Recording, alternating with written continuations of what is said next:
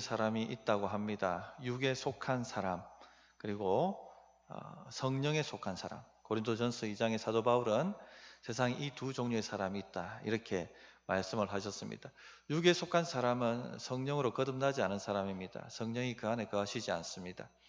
그렇기 때문에 영적인 진리에 별 관심이 없고 살아가는 방식이 언제든지 육신의 본능에 충실하게, 항상 육신의 본능에 따라서 반응하는 삶을 살아갑니다. 성령에 속한 사람은 성령으로 거듭난 사람들입니다. 예수 믿는 사람들입니다.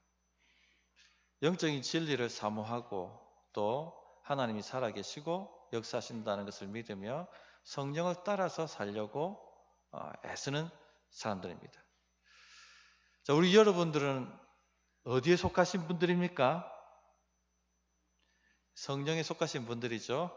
예, 그렇습니다. 그런데 문제가 뭐냐면 이 성령에 속한 사람들 중에도 여전히 육에 속한 사람들처럼 생각하고 반응하고 육에 속한 사람들이 추구하는 그 인생의 목표를 추구하며 살아가는 사람들이 있다는 것이죠.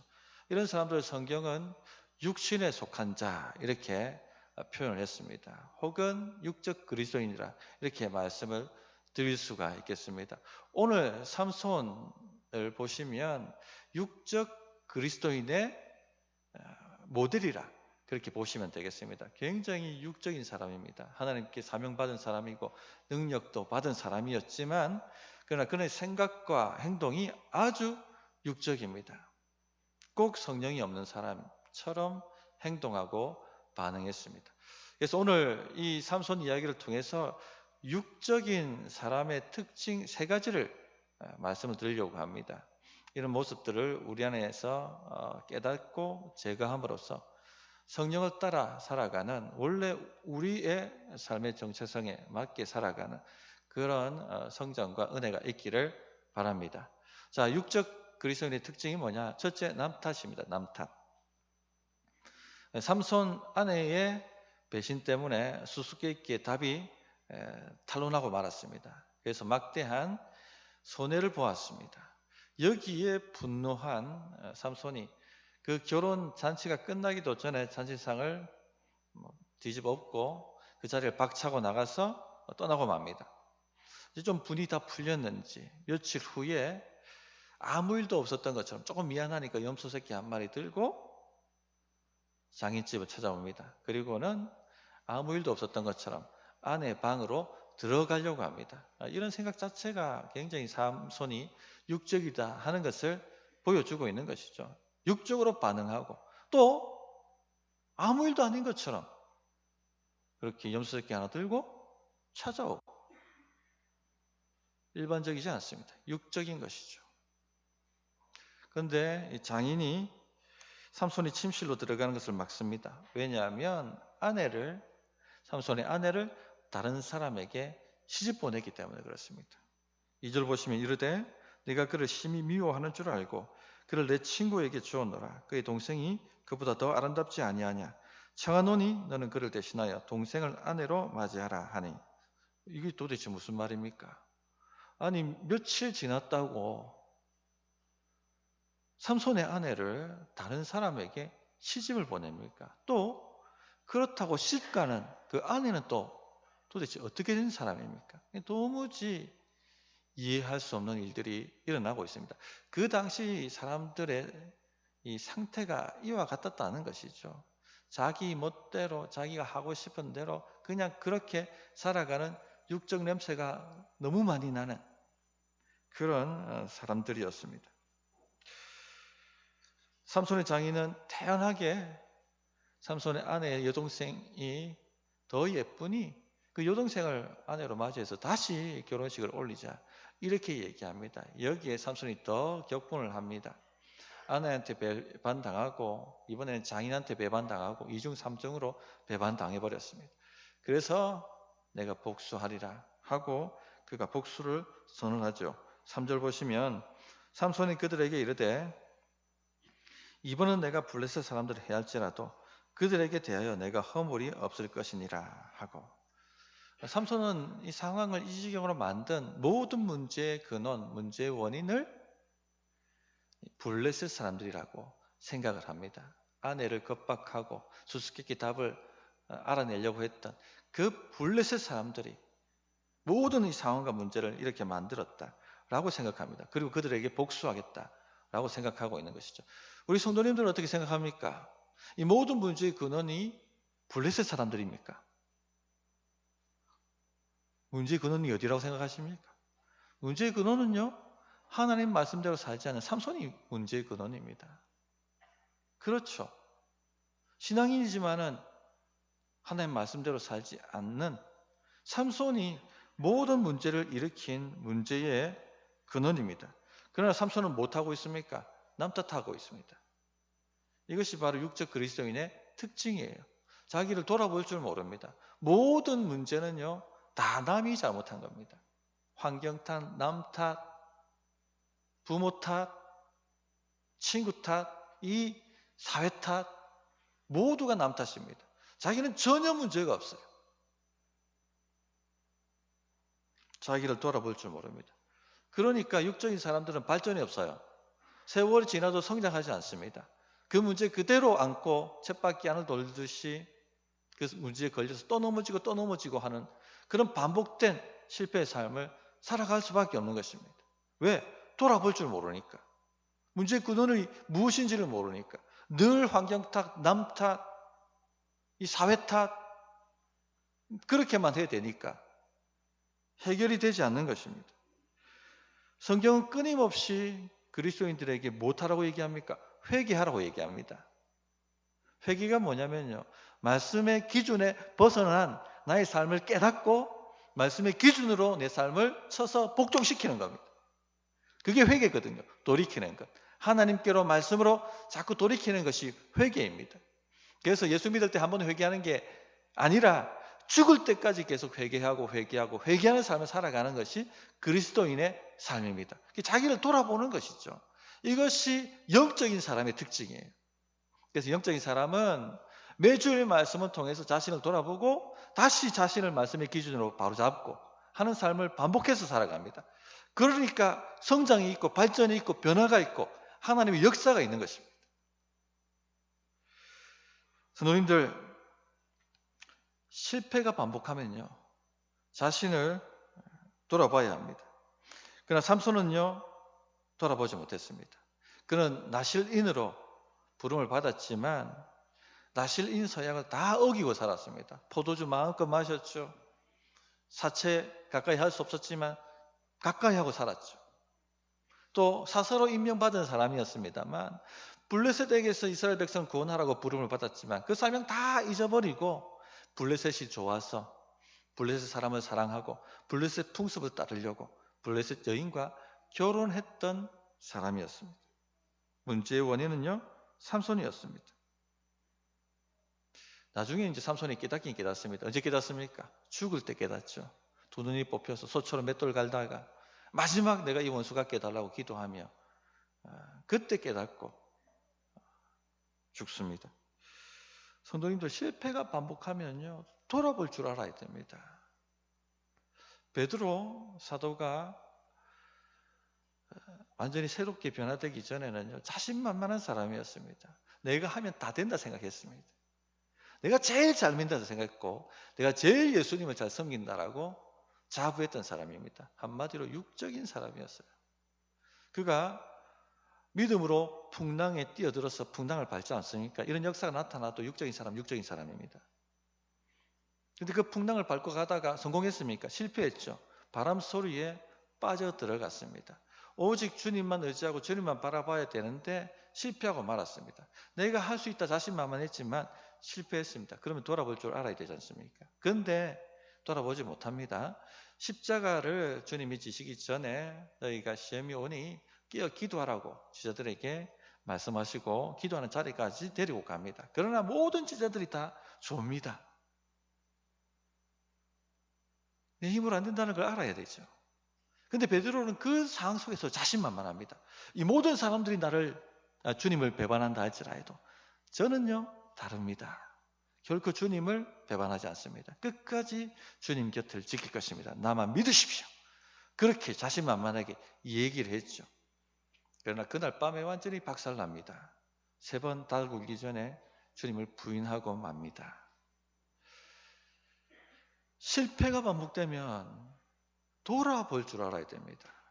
베드로는 나중에 이제 돌아봅니다. 예수님께서 부활하시고 난 다음에 갈릴리 바다에서 숲을 피워놓고 고기 굽고 계실 때 제자 베드로를 부르십니다. 그리고 네가 나를 사랑하느냐 3번 물으셨죠. 전 같았으면 베드로가 자신 있게 대답했을 것입니다. 주님, 내가 이 모든 사람들보다 주님을 더 사랑합니다. 아시잖아요. 그런데 베드로는 어떻게 대답합니까? 겸손하게 대답하죠. 주님이 아십니다. 3번 모두 주님이 아십니다. 돌아볼 줄 알았다는 것이죠. 내가 아무것도 아니구나. 내 힘으로 할 수 있는 게 없구나. 내가 하면 다 된 줄 알았는데 아니구나. 모든 게 하나님의 은혜구나 하는 것을 깨닫고 나중에 베드로는 기도의 사람이 됩니다.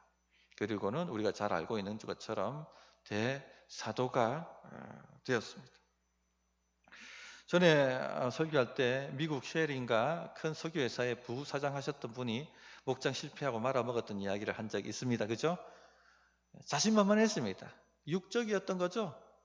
내가 하면 못할 게 뭐 있어. 내가 이 몇천 명 회사의 부사장인데 여기까지 내가 내 실력으로 올라왔는데 이 10명 정도 내가 왜 못 다루겠어. 그러나 완전히 실패하고 말았습니다. 돈을 썼습니다. 돈을 뿌리면 좀 되겠지. 그런데 그것도 실패했습니다. 돌아봅니다, 자신을.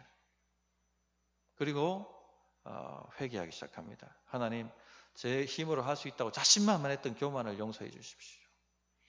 내 힘으로 하려고 했던 것을 용서해 주십시오. 돈으로 하려고 했던 걸 용서해 주십시오. 그리고는요, 기도의 사람이 됩니다. 두 손 두 발 다 들고 주님 앞에 나왔던 겁니다.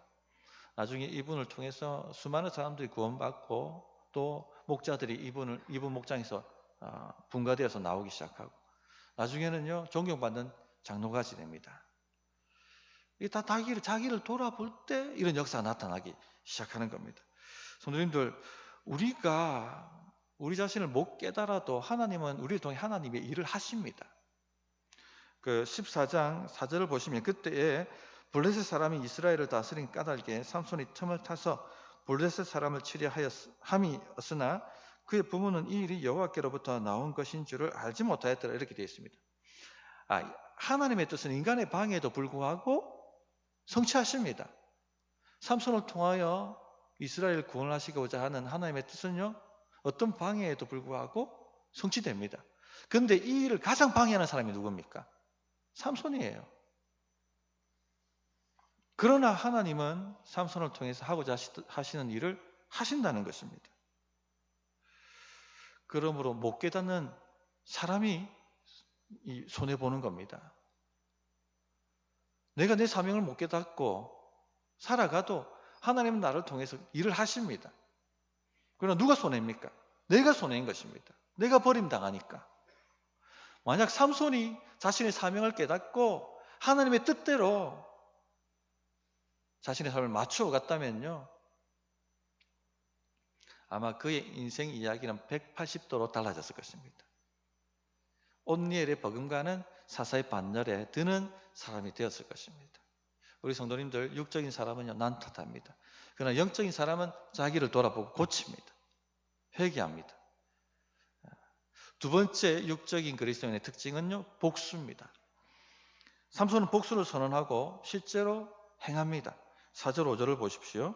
삼손이 가서 여우 300마리를 붙들어서 그 꼬리와 꼬리를 메고 회를 가지고 그 두 꼬리 사이에 한 회를 달고 회에 불을 붙이고 그것을 블레셋 사람들의 곡식밭으로 몰아들여서 곡식단과 아직 배지 아니한 곡식과 포도원과 감람나무들을 사른지라. 삼손이 여우 300마리를 잡습니다. 그리고 이 꼬리를 연결시키고 거기에 회를 달고 회에 불을 붙입니다. 여우들이 얼마나 놀랐겠습니까? 그러니까 이리 뛰고 저리 뛰고 좌충우돌하면서 곡식단 사이를 지나다닙니다. 포도원과 감람나무 사이를 지나다닙니다. 온 곡식단과 나무들에 불이 붙었습니다. 그때는 추수할 때였습니다. 곡식이 무르익을 때였습니다. 다 불타버렸죠. 당시는 농업사회였기 때문에 이건 생존의 문제였습니다. 곡식을 잊고 없거나. 블레셋이 발칵 뒤집혀졌습니다. 도대체 누가 이런 죄악을 범했느냐? 살펴보니까 삼손이었습니다. 왜 삼손이 이런 일을 했느냐? 장인이 자기의 아내를 빼앗아서 다른 사람에게 시집 보낸 것 때문에 이렇게 우리에게 복수를 했다라고 판단되었습니다. 그래서 이 블레셋 사람들이 어떤 일을 합니까? 그 삼손의 아내와 장인을요 불태워버립니다. 불태워 죽여버립니다. 한마디로 삼손에 대한 복수였습니다. 이 복수는 복수를 낳는 거죠. 여기에 삼손은 더 격분합니다.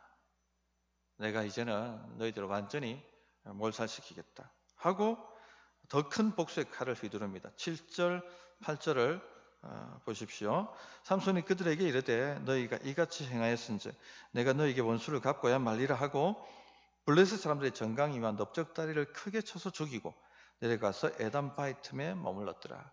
이 정강이와 넓적다리를 크게 쳐서 죽였다. 이 말이 뭐냐면요. 하체를 망가뜨렸다는 거거든요. 하체를 망가뜨리고 고통 가운데 서서히 죽게 만들었다는 겁니다. 굉장히 잔인한 복수를 한 것이죠. 하나님의 능력을 받은 사사입니다. 근데 그 능력을 가지고 자기 개인의 사사로운 복수를 위하여 그 복수심에 불타서 사람들을 잔인하게 죽인 것입니다. 삼손은 사사답게 전쟁을 했었어야 합니다. 온 이스라엘 백성들에게 전쟁의 나팔을 불고 율법이 기록한 대로, 그리고는 이스라엘의 그 기업을 되찾기 위하여 블레셋과 선전포고를 하고 그런 명분이 있는 전쟁을 했어야만 했습니다. 그러나 어떻게 합니까? 그냥 사사로운 복수심에 미치광이가 되어서 온 동네 돌아다니면서 사람들을 잔인하게 쳐 죽이고 말았습니다. 물론 이 일을 통해서 다음 말씀도 보시면은 이 일을 통해서 블레셋이 그 세력이 완전히 줄어듭니다. 삼손 때문에. 그래서 이스라엘 백성들이 삼손이 사사로 20년 동안 있는 동안에는 해방을 받고 자유를 누리게 됩니다. 즉 하나님은 하나님의 일을 하십니다. 그러나 삼손은요 버림을 받는 것이죠. 혈과 육으로 반응하는 것은 육적입니다. 세상 사람들이 반응하는 게 뭡니까? 혈과 육으로 반응하는 거예요. 영적인 사람은 달라야 됩니다. 이 다윗의 장관 요압이 산전수전을 다 겪었는데 결국 복을 받지 못하죠. 다윗과 함께 광야 생활을 같이 했습니다. 다윗 곁을 지킨 사람이 요압입니다. 또 숱한 전쟁에서 다윗과 함께 목숨을 걸고 싸웠던 사람이 요압입니다. 통일 이스라엘 왕국을 이루는데 큰 공을 세운 사람입니다. 여러 위기에서도 다윗을 구했던 사람입니다. 그런데 그는 결국 복을 받지 못하죠. 왜 복을 받지 못합니까? 복수 때문에 그래요. 복수 때문에. 그의 동생 아사헬이 사울 가문과의 전쟁할 때 사울 가문의 장관인 아브넬과 전쟁을 할 때 아사헬이 아브넬에게서 침을 당하여 죽는 일이 발생합니다. 그걸 갖다가 요압이 딱 반드시 내가 이 원한과 복수를 갚으리라. 복수의 마음을 품고 있었던 것이죠. 아브넬이 유다 외에 남아있는 지파들을 다 설득시켜가지고 그 통일 왕권을 다윗에게 주기 위해서 그 언약을 맺기 위해서 다윗에게 올 때 무슨 일이 일어납니까?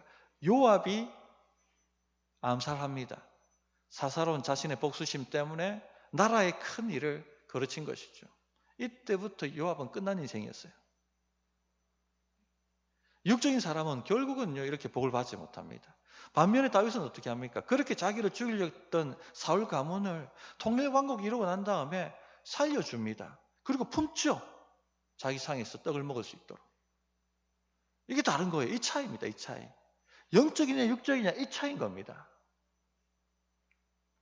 로마서 12장 19절에 내 사랑하는 자들아 너희가 친히 원수 갚지 말고 진노하심에 맡기라. 기록되었을 때 원수 갚는 것이 내게 있으니 내가 갚으리라. 주께서 말씀하시니라. 라고 기록하고 있습니다.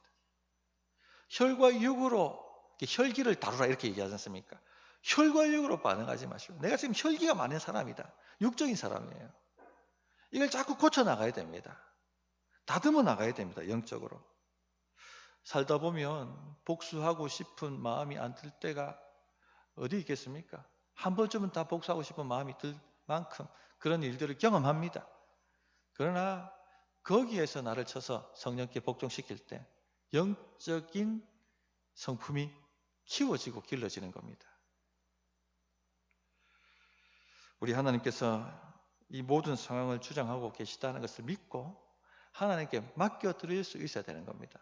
그럴 때 우리가 성장하고 발전하고 하나님의 역사가 우리를 통해서 일어나는 것입니다. 세 번째 육적인 그리스도인의 특징은요, 내 소유, 이 모든 것이 내 소유라는 의식이 강한 사람들입니다.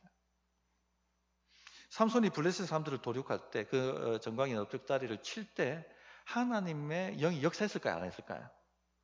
하나님의 능력이 임했을까요? 안 했을까요? 임했습니다. 초자연적 파워가 그에게 임했습니다. 하나님께서 삼손에게서 그 능력을 거두시지 않았죠. 우리가 좀 실수하고 또 뭔가 잘못한다 할지라도 하나님께서 우리에게 주신 복이라든지 능력을 바로 거두어 가시지 않습니다. 그래서 성령의 은사가 크신 분이 큰 사역을 하시다가 잘못되어도 당장 거두어 가시지 않는 거죠. 그런 부분들을. 여기서 착각하는 겁니다. 이게 내 소유라고 착각하는 겁니다. 삼손이 그랬습니다. 삼손은 자신에게 하나님의 초자연적 능력이 임하는 것을 경험했습니다. 이건 내 능력이 아니라 하나님이 나에게 부어주신 것이라는 것을 그는 깨닫고 알았어야만 했습니다. 그러나 그렇게 하지 않았습니다. 왜? 이런 능력이 임하는 것을 보고 자기 사명을 깨닫고 자기 정체성을 확인하고 내가 이래 살면 안 되지 하고 돌이켜야 되는데 왜 그렇게 하지 못했을까요? 자기 거라고 생각했기 때문에 그런 것입니다. 이 능력이 자기 것이라고, 내 소유라고 생각했기 때문에 돌이키지 않았던 것이죠. 육적인 사람의 특징은요, 자기 소유라는 의식이 강합니다. 내 것이라고 생각합니다.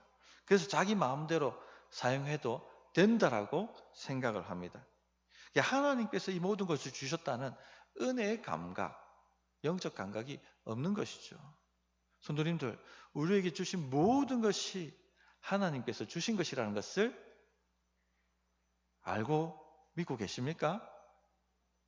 고린도전서 4장 7절에 누가 너를 구별하였느뇨? 내게 있는 것 중에 받지 아니한 것이 무엇이뇨? 내가 받았은즉 어찌하여 받지 아니한 것 같이 자랑하느뇨? 그렇게 말씀하셨어요. 우리가 이 땅에 올 때 아무것도 가진 것 없이 왔습니다. 벌거벗고 왔습니다. 지금 뭔가 하나 걸치고 있고 다 받은 것이죠. 내가 만든 게 아닙니다. 하나님이 나에게 주신 것이죠.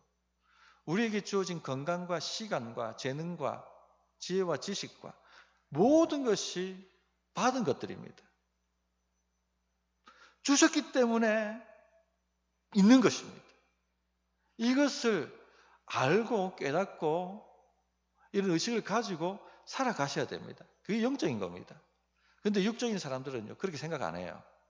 내 실력대로, 내 능력대로 내가 원래부터 가지고 있는 것처럼, 내 몫인 것처럼, 내 마음대로 할 수 있는 것인 것처럼 그렇게 생각을 합니다.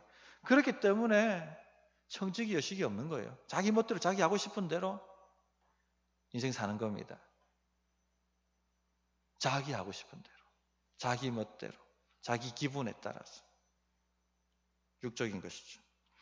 사무엘상 30장에 보면 다윗이 블레셋 가드 왕에게 갔다가 돌아오는 길에 자기 근거지 시글락이 아말렉 족속에게 털려서 완전히 불타고 그 아내와 자식들이 다 끌려가고 그 재산들이 다 탈취되어서 전리품으로 가져가는 그런 상황을 경험합니다. 군사들이 대성통곡하고 하나님의 은혜를 구합니다. 하나님이 응답하셔서 따라가라.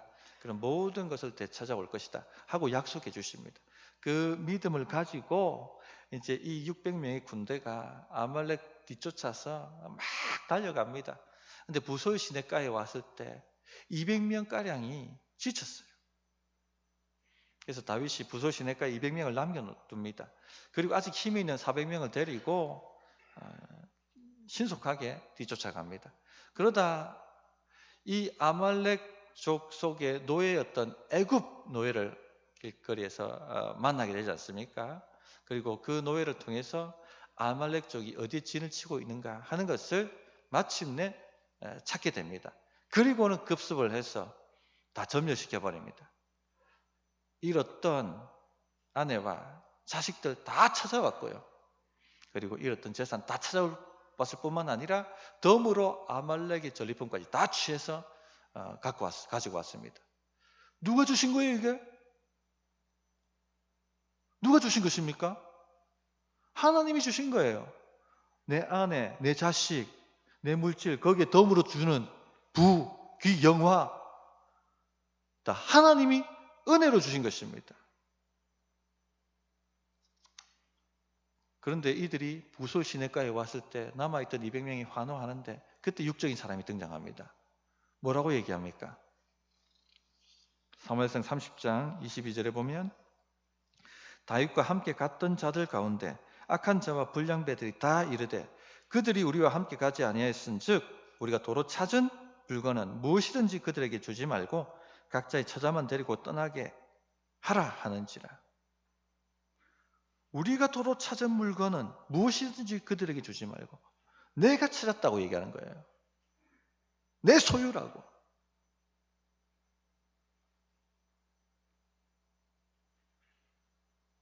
육적인 사람의 특징이에요. 누가 주신 것입니까? 자식, 아내, 누가 주신 거예요? 하나님이 주신 거예요. 재산 누가 주신 것입니까? 하나님입니다. 덤으로 주셨던 부귀영화 누가 주신 것입니까? 하나님이 주신 것이에요. 그런데 뭐라고 얘기합니까? 내가 한 거. 왜 남한테 나눠줍니까? 함께 싸우지 않은 저 사람들. 지쳐서 무소 시내가에서 우리가 목숨 걸고 싸울 때 쉬고 있던 사람들한테 왜 나눠줍니까? 그렇게 반응하고 있는 것이죠. 육적인 것입니다. 은혜가 없는 거예요. 은혜의 감각이 없는 것이죠. 성경은 이런 사람들을 뭐라고 얘기합니까? 악한 자와 불량배라고 얘기합니다. 육적인 사람들. 성도님들, 우리는 성령에 속한 사람들입니다. 성령이 우리 안에 거하십니다. 이 예배 가운데, 이 모임 가운데 성령이 함께 하십니다. 영적인 사람은 영적으로 살아야 됩니다. 우리에게 주어진 많은 것들이 하나님께로부터 온 것이라는 것을 깨닫고 의식하면서 사셔야 합니다.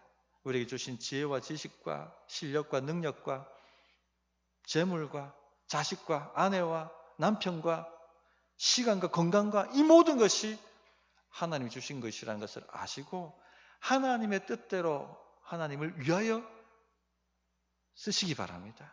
하나님을 위하여 허비하시기 바랍니다. 우리가 인생의 위기를 만나지요. 이런 위기를 왜 하나님이 주시느냐? 이 모든 것이 네 것이 아니라 내가 준 것이다. 내가 거두려고 하면 다 거두어져 가는 것이다 하는 것을 깨닫게 하시기 위해서 위기를 주시는 거예요. 이 건강의 위기를 만나신 분들은 이 병원 저 병원 쫓아다니시면서 고생하시지 않습니까? 무엇을 깨달으셔야 됩니까? 아, 시간이 내 게 아니구나.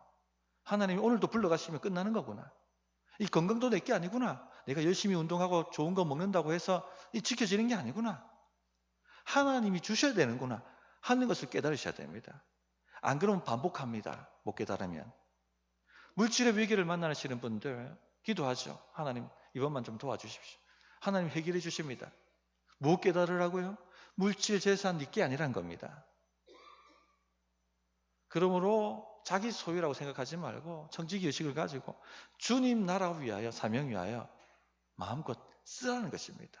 계속 공급할 테니 그거 믿고 쓰라는 것이에요. 이것을 깨달으면 삶이 달라집니다. 인생이 달라집니다. 이 소유에 대한 생각 자체가 인생을 바꾸거든요. 로마서 14장 8절에 우리가 살아도 주를 위하여 살고 죽어도 주를 위하여 죽나니 그러므로 사나 죽으나 우리가 주의 것이로다. 어떻게 이런 삶이 가능합니까? 내 자체도 내 것이 아니라는 것을 아는 사람에게 이런 삶이 가능해지는 것이죠. 그러나 삼손은 그렇게 살지 못했습니다. 위기 때마다 능력이 발동하니까, 위기 때마다 기도응답이 일어나니까 다 자기 건 줄 알고, 자기가 잘해서 그렇게 된 줄 알고 그렇게 살다가 마지막 죽을 때 후회하고 회개하고 그렇게 죽습니다. 우리가 이래 살면 안 되겠죠. 말씀을 정리하도록 하겠습니다. 육적 그리스도인의 특징 3가지 말씀드렸습니다. 첫째는 남 탓입니다. 환경 탓, 남 탓, 모든 거 다 남이 잘못한 것이고 나는 아무 잘못도 없고 이래 살면요 성장과 발전 없습니다. 회개하셔야 됩니다. 회개. 계속 말씀을 통해 자신을 돌아보고 바꿔가야 됩니다. 두 번째, 복수입니다. 혈과 육으로 혈기로 반응하지 마십시오. 그 육적인 겁니다. 그렇게 살면요 반복합니다. 성령으로 반응하셔야 됩니다. 주께 맡기고 용서할 수 있는 큰 좀 그릇이 이렇게 돼야 되는 거예요. 셋째, 내 소유라는 의식 내려놓으십시오. 하나님의 것이라는 의식 가지고 사십시오. 그러면요 더 공급하십니다. 더 주님께서 채워주십니다. 그런 걸 맛보고 사셔야지 성령의 사람으로서 살아가는 삶이 되지 않겠습니까?